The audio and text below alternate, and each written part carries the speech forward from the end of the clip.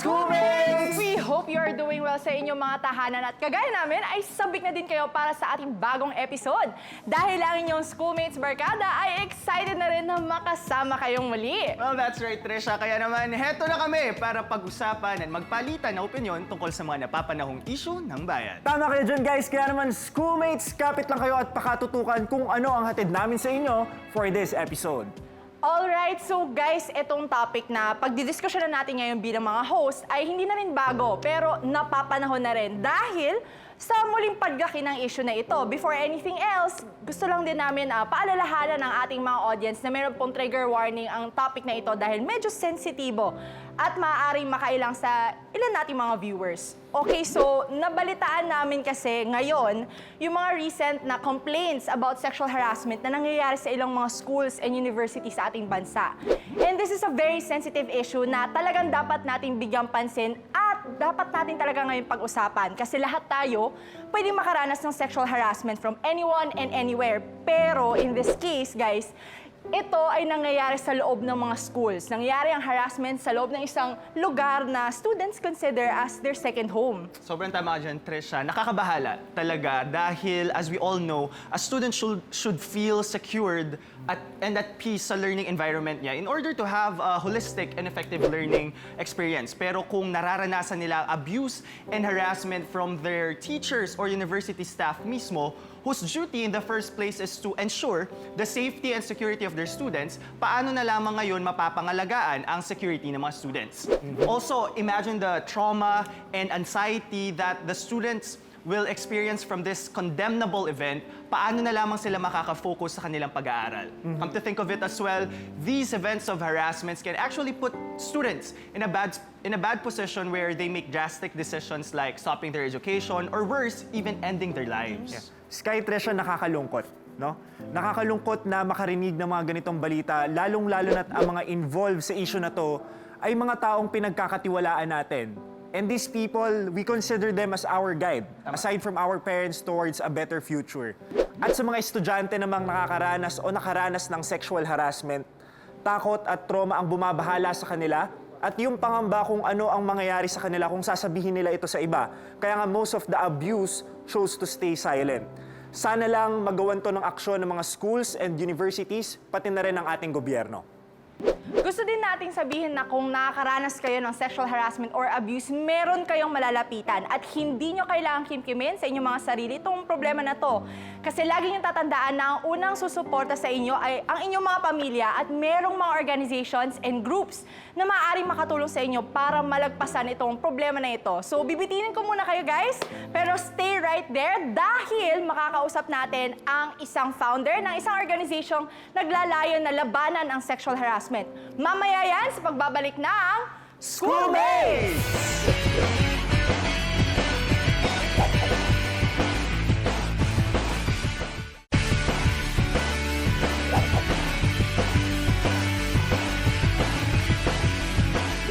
Nagbabalik ang Schoolmates. Kanina na pag-usapan natin ang tungkol sa sexual harassment sa schools. Ngayon, makakasama natin si Attorney Alex Castro, founder and convener ng Youth Against Sexual Harassment, isang non-profit and politically unaffiliated women's organization na naglalayong labanan ng sexual harassment. So, magandang araw, Attorney Alex. Magandang umaga, Trisha. Attorney Alex, ngayon po dun sa unang tanong regarding Youth Against Sexual Harassment, kailan po nagsimula ang inyong organisasyon at sino-sino po kayo na or mga kasama ninyo na bumuo dito? Okay. Ang Youth Against Sexual Harassment, or YASH, it officially started noong 2017. Initially, yung membership namin was exclusive for UP Law students. At that time kasi parang yung mga para ano lang to ay barka-barkada na naisip namin, magbuo kaya tayo ng org na para i-combat yung sexual harassment. But when we officially launched YASH in 2018 as an organization, binuksan namin siya sa mga tao na kahit hindi taga-UP Law, like for example, other student volunteers, pwede rin yung mga nagtatrabaho na. And also, we've started accepting male applicants. So ngayon, ang YASH nabubuo na siya ng female and male members. I see, Attorney Alex. Regarding po sa inyong organisasyon, Dahil nabanggit nyo na may mga student volunteers din kayo at napapanahon ito ngayon dahil yung karamihan sa mga nakaka-experience ng sexual harassment ay nanggagaling sa mga eskwelahan. Para na lang din po sa kaalaman ng ating mga viewers, especially ng mga kabataan na manonood ngayon, para maging valid, kumbaga, yung kanilang nararamdaman. Kasi yung iba, afraid to speak out kasi maaaring sabihin na nag-a-assume lang sila or maaaring nag-feeling lang daw. Ano po ba ang forms ng sexual harassment and what really marks that as sexual harassment?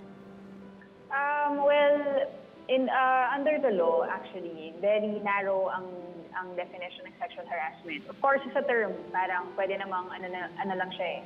For example, pagka may humihingi ng sexual favors or if someone forces someone to do a sexual act na walang consent, that can be considered as sexual harassment.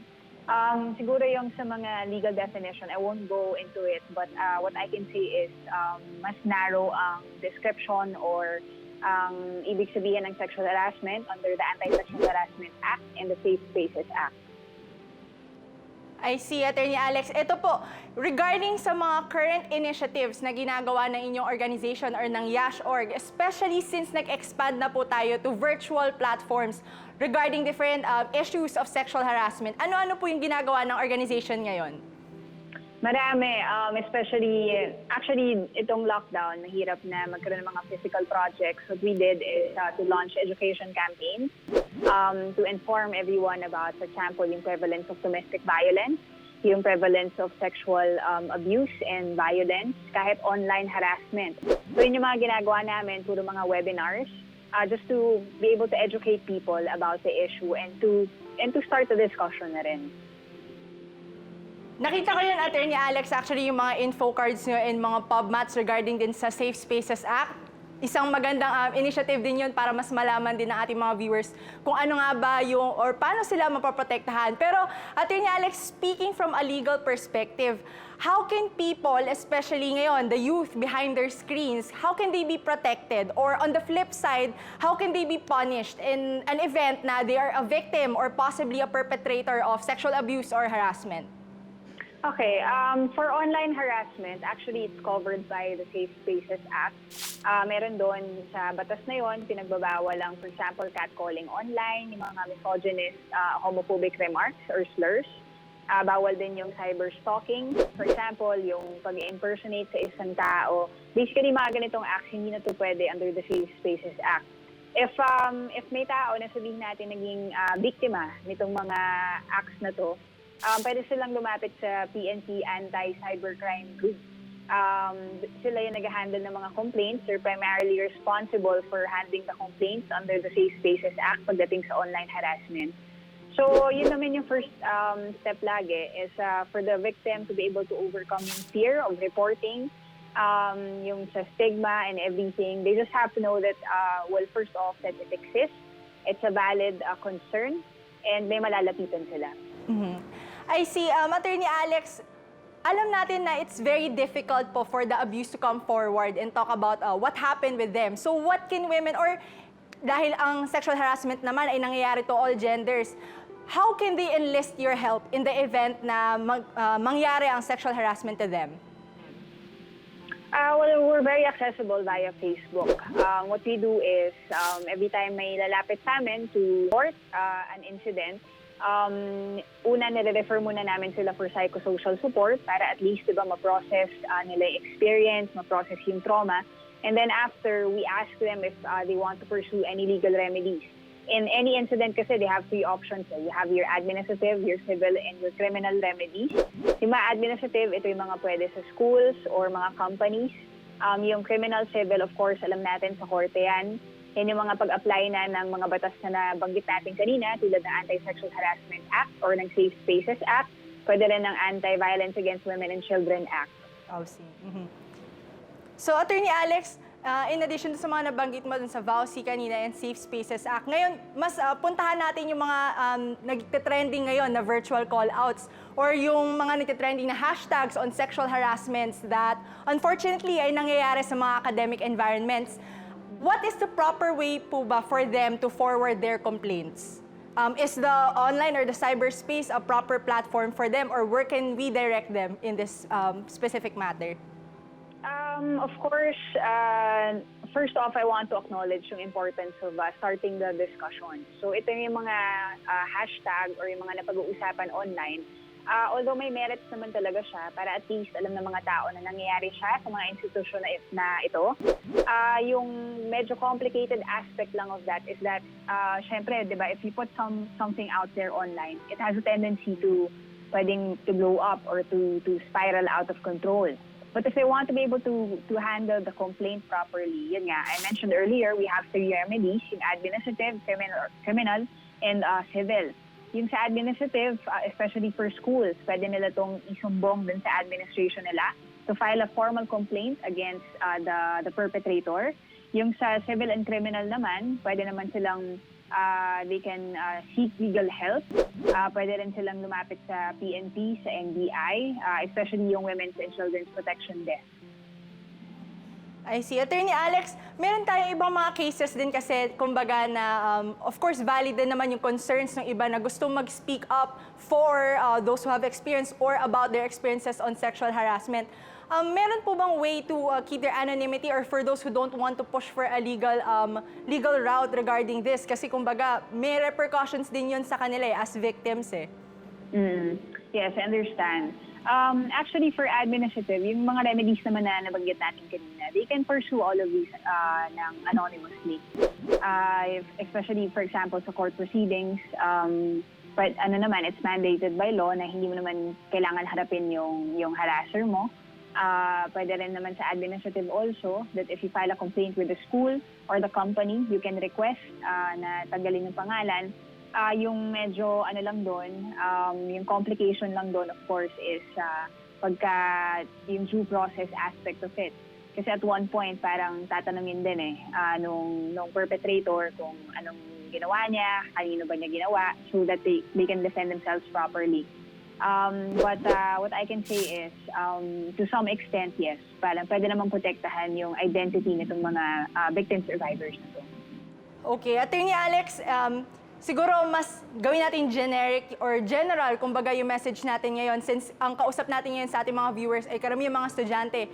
So as an advocate against sexual harassment, what do you think or can be the role of the youth in different spaces? For example, their homes, their schools, and even in cyberspace to break the stigma surrounding sexual abuse and harassment? Yes, sexual abuse, sexual violence and harassment, part yan ng isang kultura eh. And syempre, para mabuwag natin itong kultura na to, I think it's very important na yung mga ganitong klase ng mga initiative that we talk about it, that people discuss it, that we put the incidents out there. Because it's very important na alam ng mga tao na una nangyayari to. Tapos pangalawa, we need to educate them na kailangan alam nila na nangyayari to at mali to.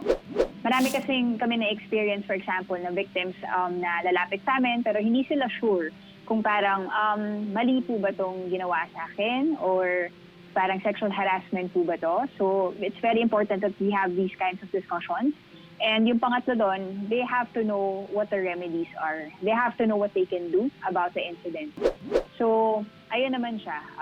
Actually, it's a very great thing ngayon na napag-uusapan siya online, no? Na maraming discussions about sexual harassment. Like I mentioned earlier, this is really a culture, the rape culture, sexual harassment culture. And the only way that we can destroy that is through education. Okay, Attorney Alex, siguro to end things lightly since napakabigat nitong usapin natin. And of course, our schoolmates, nabanggit nyo kanina din, Attorney Alex, na meron kayong mga intellectual discussions. I'm sure they would want to understand better what they can do to help or speak up regarding this issue. May mga upcoming online events po ba kayo or intellectual discussions in Yash.org that you might want to plug in? Yes, for this month actually, meron kami mga series of webinars. Again, I mentioned our Facebook page is very accessible. So yung mga seminars na yun, yung mga webinars, we talk about different issues. Last time we talked about domestic violence. We also talked about online harassment. So meron kami mga ganyang series. So if they want to listen, to discuss with us, we highly encourage them to visit our page. Thank you very much, Attorney Alex. Once again, I totally agree. No one has to experience sexual harassment or abuse in whatever space. So sana po, through your organization and partnerships with other organizations, we can already put a stop to sexual harassment. So schoolmates, maraming salamat po ulit, Attorney Alex. Marami po tayong pag-uusapan, kaya dyan lang kayo at magbabalik pa ang Schoolmates!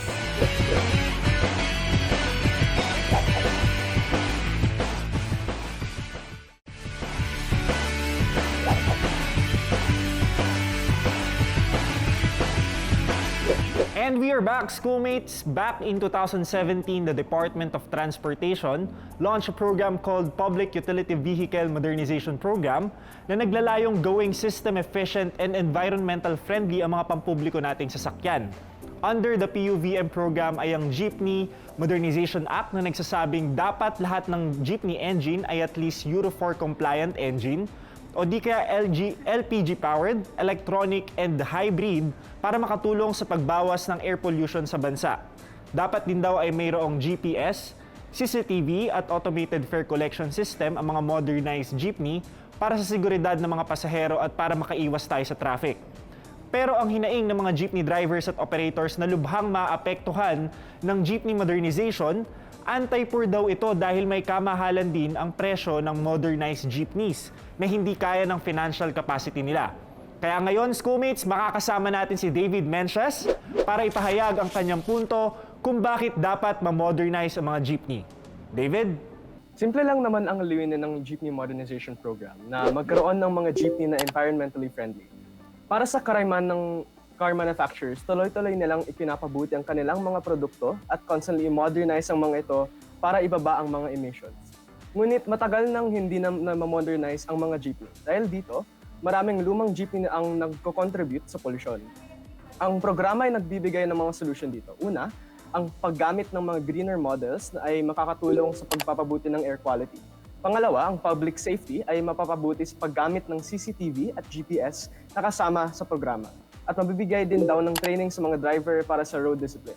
Bukod pa rito, mayroon ding magbabago sa jeepney routes para hindi lang ang pollution prevention at public safety ang makikinabang, kundi ang kabilisan ng overall commuting time din. Siyempre, ang realidad po ngayon ay mayroon po talagang mga kakulangan ang kasulukuyang Jeepney Modernization Program. Hindi naman ako sang-ayon na dapat i-fast track talaga ang prosesong ito dahil kailangan talagang pahabaan ng transition period kung halimbawa kaya maging mas maawain ang sa programa talaga. Kaso habang umuunlad ang ating bansa ay kailangan ding mag-modernize ang mga PUJ na ito upang magbigay ng mga sistema at serbisyong nararapat sa taong bayan. Salamat, David. Para naman ipahayag ang kanyang punto na hindi dapat i-modernize ang jeepney. Narito si Yu Mejos. Totoo lang, kailangan lahat ng mga improvements at mga developments sa bansa ay kailangan makatao. Kailangan kung anumang development ang mangyayari sa ating bansa. Kailangan yung mga mahihirap ay kasama. Kailangan lahat ang makasama.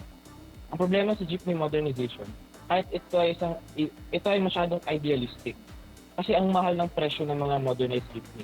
At pangalawa, kahit pa naman na maabot natin yung mga ganito. Sa tingin ko po especially ngayon, dahil may pandemya, ito isang malaking problema talaga. Kasi yung mga jeepney driver natin ay mga kulang talaga sa pera.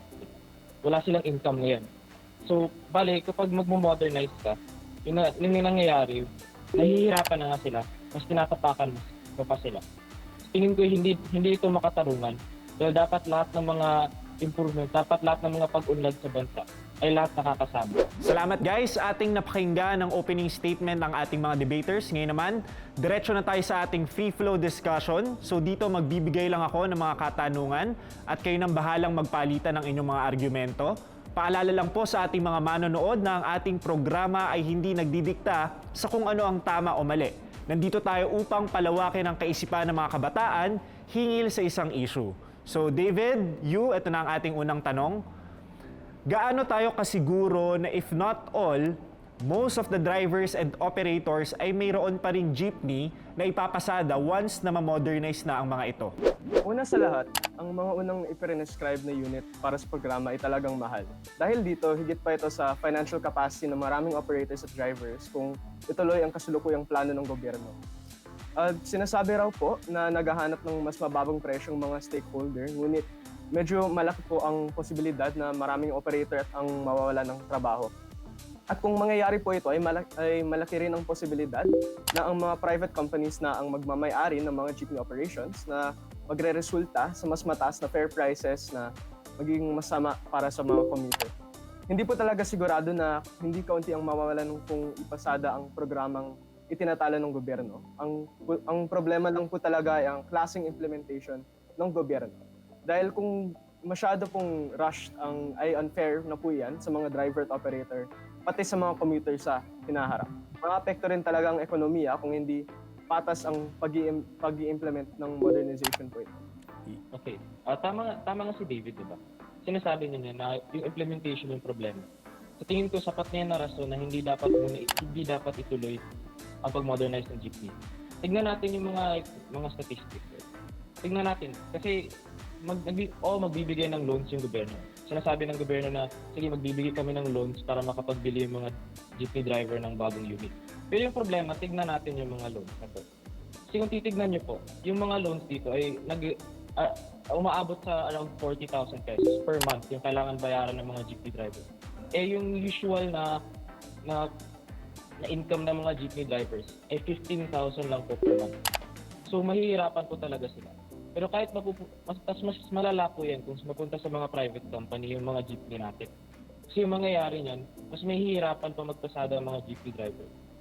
Kasi ngayon, may kumpanya na nagko-control sa kanila. At mas magiging mas malala pa yan kung gano'n yung mangyayari. Tapos kung titignan nyo pa ngayon sa konteksto ng pandemya natin, hinaharap natin ang pandemya, mas lalala pa yan. Kasi mas lalo silang walang pera pang bayad sa mga bagong unit.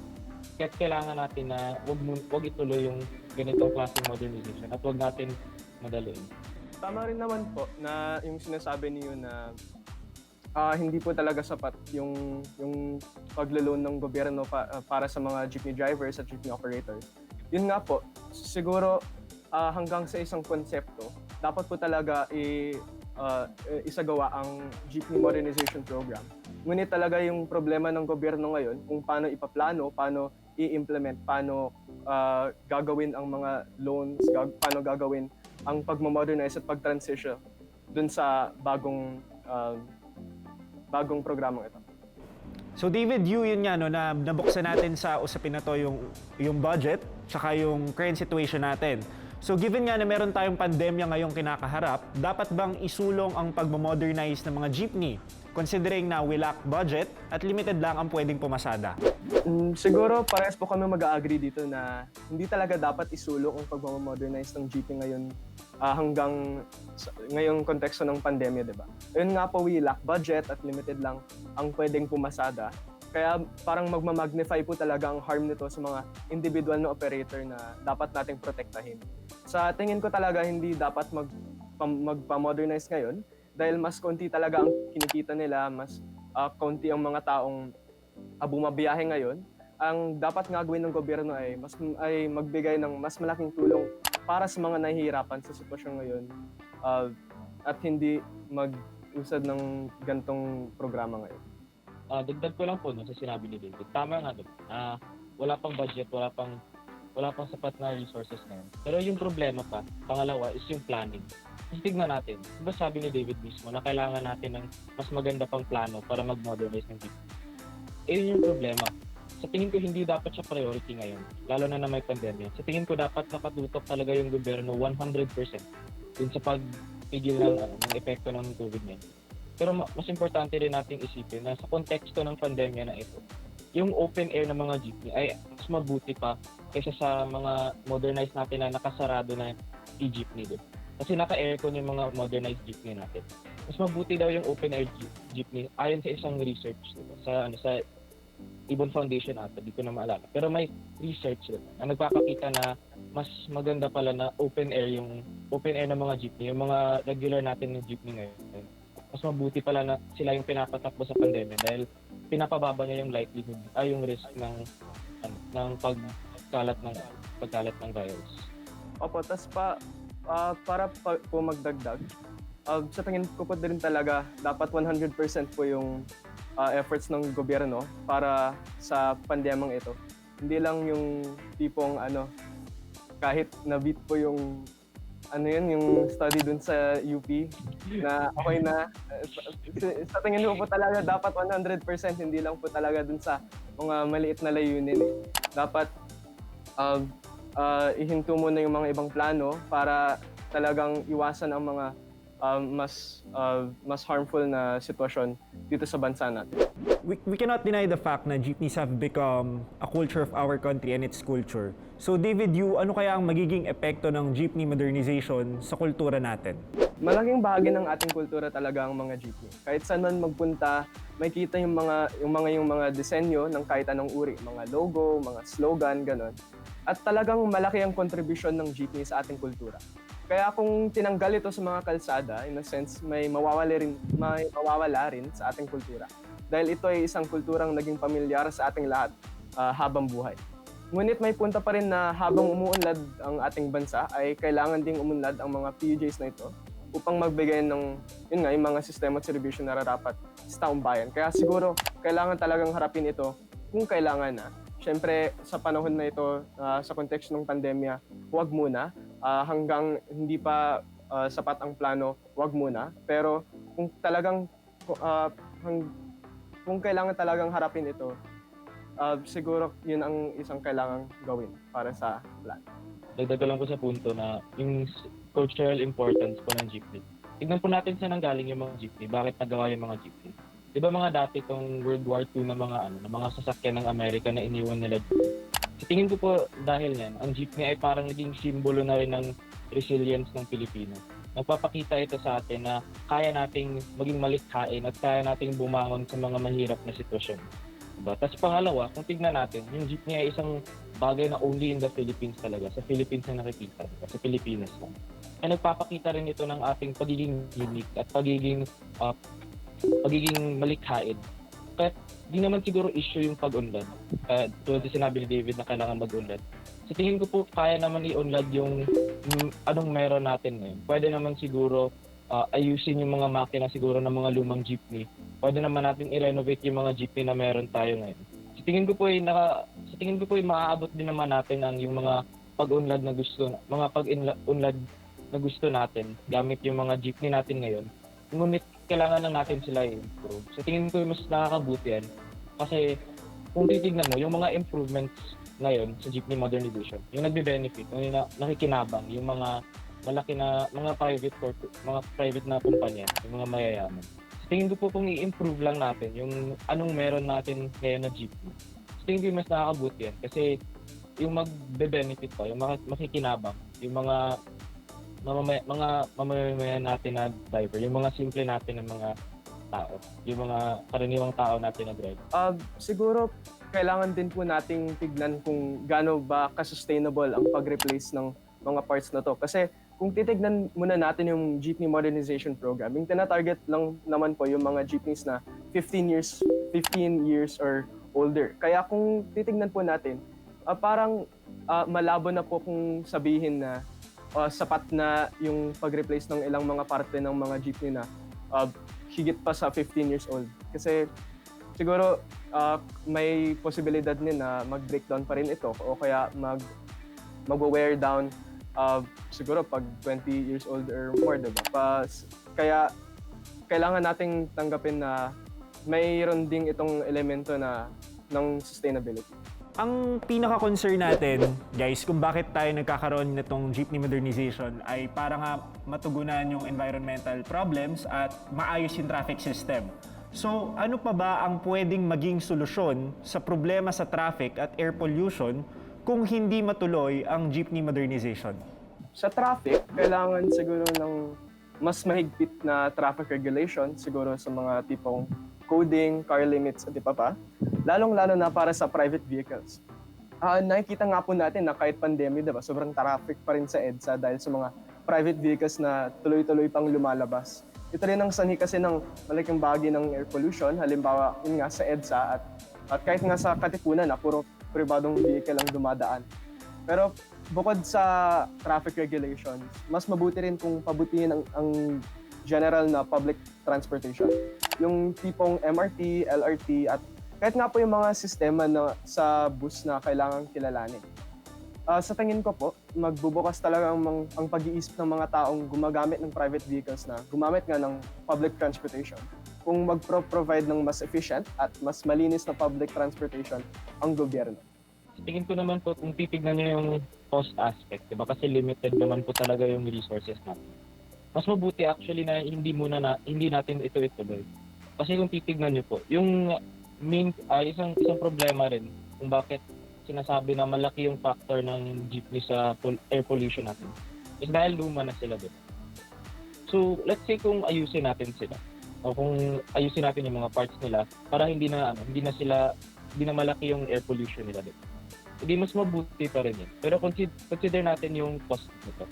Kasi on average, kung ayusin mo yung jeepney o kung bumili ka ng bago na jeepney or magpaayos ka, around 500,000 to siguro at maximum sa na-research ko. Pero ikumpara niyo yan sa presyo ng isang e-jeepney. Diba, aabot sa 1 million o 1.5 million, depende sa sources. So yung mangyayari niyan, mas mabuti actually na ayusin na lang natin o bumili ng bagong mga traditional jeepney. Kasi mawawala rin yung epekto ng air pollution dyan. Pero pangalawa, sa bawat isang e-jeepney na mabibili mo o mabibili mo, makakaayos ka pa ng 2 o 3 traditional jeepney. So in that way, parang mas mabilis mo maaayos yung problema ng air pollution. Plus maaayos mo pa yung problema ng traffic kasi mas marami yung napapagana mo o napapaayos mo na jeepney with the same cost. So tingin ko mas cost efficient siya, mas practical siya given na limited yung resources ng gobyerno na.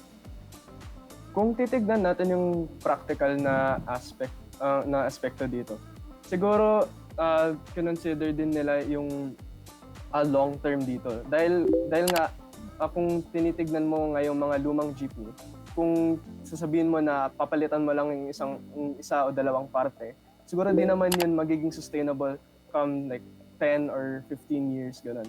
Siguro dahil nga e-jeepney na yung ini-introduce dito sa Jeepney Modernization Program, ito rin ay tumitingin dun sa long-term na benefits na hindi na to na yung mga harms dun sa mga lumang jeepney ay hindi na mapapalaganap sa conclusion ng Jeepney Modernization Program. Okay, so tingin ko naman na oo, may long-term benefit. Sige, meron. Pero yung problema kasi, tignan natin kung sino yung mga may-ari ng mga jeepney na ito. Kasi kahit sabihin mo na mas cost-efficient siya in the long term, sinong jeepney driver ang may meron spare na 1 million, diba? Siyempre wala. Siyempre cost talaga yung titignan nila. Kahit short term man lang, okay lang naman siguro yan. Kasi yung importante lang naman sa mga jeepney driver is may jeepney sila at makaka-operate sila. Yung problema kasi na kapag ipipilit mo talaga sa kanila yung e-jeepney is, oo, may long-term benefit. Pero saan sila kukuha ng pera? Yun yung problema. Walang maayos na planning yung gobyerno sa ngayon. Wala silang maayos na plano kung paano makakaloan yung mga tao. Tingin ko na kahit man na may long-term benefit siya, kahit sabihin mo na may long-term siya na nakakabuti, tingin ko dapat ang titignan natin ang short term. Kasi yung mga nagda-drive ng mga jeepney na ito, yung nagmamaneho nito, ay mga taong parang barely lang po nag-survive sa kanilang kita. So, kailangan natin tignan yung mga problema nila. Kailangan natin tignan yung short term kasi doon sila napipilitan mag-focus. Tama. Dapat talaga mag-focus dun sa mga individual na driver at mga individual na operator. Dahil sila din naman ang mag-ooperate dun sa mga jeepneys natin. Kaya sinasabi ko nga na hangga't di pa handa ang gobyerno, hangga't di pa handa ang mga plano, hindi dapat talaga gawin itong Jeepney Modernization Program. Ngunit, kapag may plano na ang gobyerno, kapag okay na ang plano na isuporta talaga ang mga individual na ito, oo, dapat gawin ang Jeepney Modernization. Okay. So, schoolmates, it's good na we have raised the social and economic aspect of this program, no? Dahil ito ang jeepney modernization ay isang issue na interconnected at hindi nagtatapos sa mga tsoper at sa mga issue ng environment. So, David, ngayon naman bibigyan natin kayo ng pagkakataong isara ang inyong mga argumento at sisimulan natin yan kay Hugh. Tignan natin, kahit anumang long-term benefit na nakikita natin, sa tingin ko ang importante pa rin ang pag-unlad sa Pilipinas ay dapat makatao. Dapat walang naiiwan sa pag-uunlad. Dapat ang mga mahihirap nasasama sa pag-uunlad. At kung hindi man sila masama, dapat hindi natin sila mas tapakan pa. Sa tingin ko ang polisiya na ito, especially sa pandemic ngayon, ay masama talaga para sa mga simpleng manggagawa, para sa simpleng tsuper, para sa mga simpleng tao. Sa tingin ko, dapat ang focus natin ngayon ay magiging makatao. Sa tingin ko, ang modernization na ito ay dapat isang tabi muna or isang tabi talaga. Dahil kahit man na makabuti ito sa long term, sa tingin ko hindi ang long term ang importante. Sa tingin ko ang importante ay makakapamasahe ang mga mamamayan natin. Kailangan makapamasahe ang mga mahirap, makapamasahe ang mga karaniwang tao. Ang realidad po ngayon ay kailangan ng mga commuter at ng taong bayan ng malinis at safe na kapaligiran. Karapatan po nila yon. Ngunit karapatan din ng mga jeepney drivers at operators na magkaroon ng patas na modernization sapagkat ayan ang kanilang trabaho at ayan ang kanilang hanapbuhay. Lohikal lang naman na magkaroon ng modernization habang nagmamodernize ang ating lipunan. Ngunit kailangan maging maawain ang transition nito, hindi nagmamadali, hindi nang iwan, upang makuha natin ang isang kinabukasan mabuti para sa lahat at para maging makatao para sa lahat. Maraming salamat you and David sa pagbibigay nyo ng oras at pagbabahagi ng inyong mga opinion tungkol sa ating topic. Ngayon naman, kamustahin natin ang reaksyon ng ating mga netizens na ihahatid sa atin ni Sky. Thank you so much, Gab. Basahin naman natin ngayon ang mga komento ng ating mga netizens. Agree si Julian Roderico Manalang sa modernization ng jeepneys. Ang sabi niya, they should make improvements on the exhaust. Masyadong malakas bumuga ng usok ang mga jeepney. Nakakasama pa yan sa kalikasan. Ayon naman kay Jackie Lou Magante, sabi niya, #Schoolmates PUJ Modernization. Disagree ako sa pagmodernize ng jeepneys. Kasi nga, ito yung isa sa mga tatak Pilipino na may tuturing natin and we should preserve it. Pero hindi sa paraan ng pagmodernize. Maraming salamat po sa ating mga netizens. Patuloy lamang po kayong magpadala ng inyong komento at mensahe sa ating social media accounts. Tuloy-tuloy pa rin po ang ating diskusyon sa pagbabalik ng Schoolmates!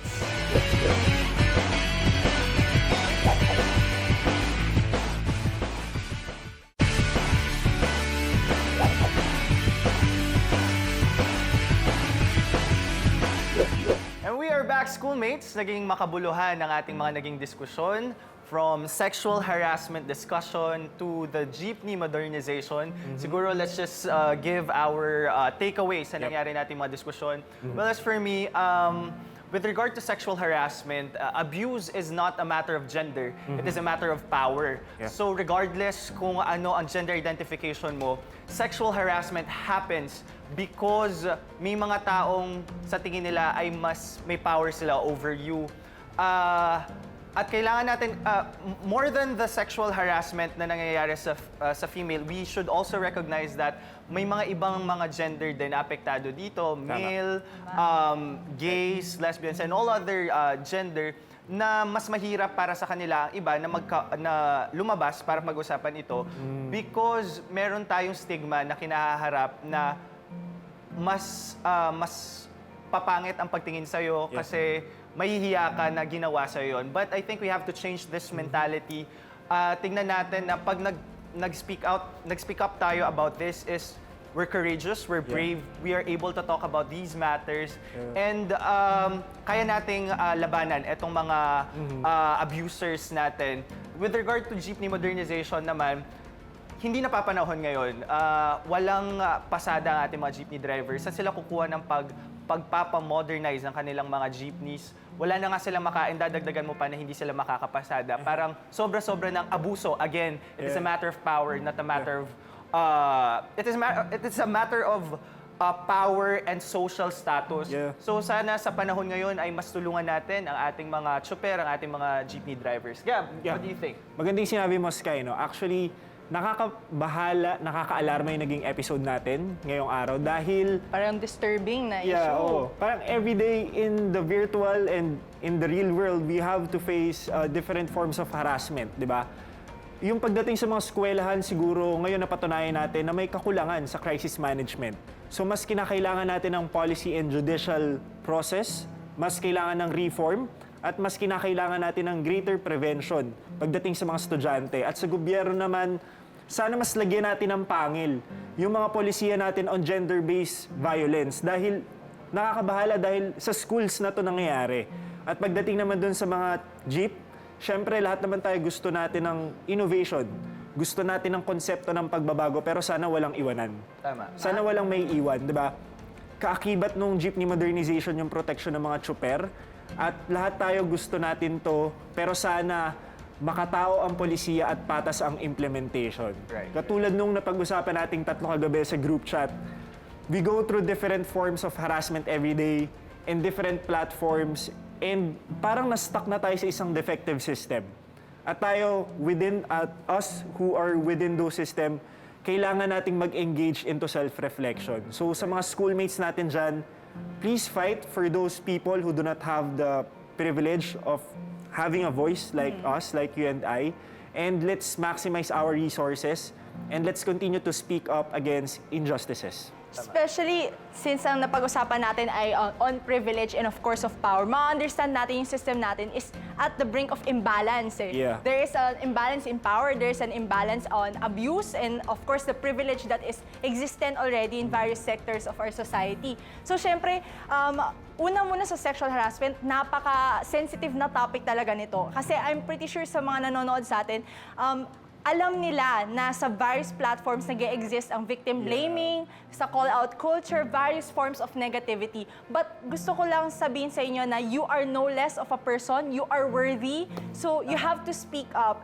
not only for yourself, pero for those who can't. Kasi kung hindi mo sasabihin kung ano yung nangyayari sa'yo, how will the others have the courage to fight what is traumatizing them, what is ostracizing them from the society. So, Schoolmates, gamitin natin tong platform na to. Schoolmates, of course, as a show, and yung mga platforms na nakikita natin in a virtual reality and mapa real life kasi we have to bring the conversations from the virtual screens to the real life where conversations should happen. Right. So, especially sa jeepney modernization, I'm not sure if all of us are in a state of privilege na maaaring iba sa atin may mga sasakyan na they can experience comfort na makakapunta sila from one place to another with no hassle. Yeah. Pero kailangan nating tindihin na may mga stakeholders tayo na hindi lamang yung mga tsuper natin ang mahihirapan dito. Kahit kayo, mga commuters mismo, Yeah. mahihirapan kayo kung hindi natin ipupush ang tamang implementasyon nito at yung kumbaga empathic, kumbaga na form of policy na sa lahat ay magbe-benefit, hindi lamang ang various sectors of society, pero lahat as a whole. Right. So, with that, sa bawat usapin, sa bawat issue, may boses kayo, mga kabataan. Sumali, makinig at makisa dahil opinion nyo ay mahalaga. Kaya naman sabay-sabay nating isigaw sa buong mundo. Schoolmates, may pakialam ka!